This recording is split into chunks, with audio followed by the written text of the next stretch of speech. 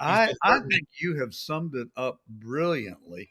I do happen to have a little personal insight into the president. I've been there and done that, and I can tell you that when I first met him, he was one of the most charismatic, engaging, and delightful people I've ever been with, Yeah. and I relished every moment of it.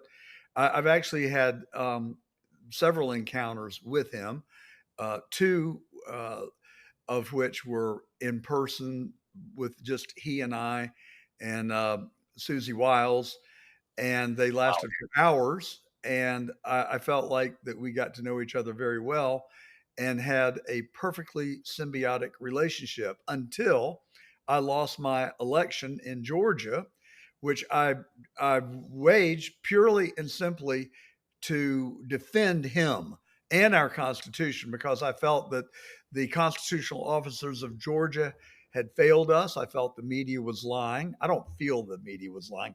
I know they were lying because I had seen the evidence of the 2020 election and I presented it to the media.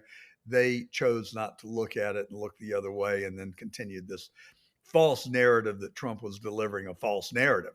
They call it the big lie. I call them the biggest lie. So, and then the courts failed us. So I won't rehash all of that, but just to say that once the election was over and I did not win,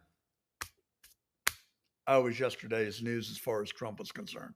Now, I know that he has done that to other people. I know factually and firsthand that he has done that to a variety of people. He has left a scorched earth of people that he has used and then brushed them aside when they're no longer value. And I I don't think that that's totally different from what Musk has experienced. Now, that's the case against Trump.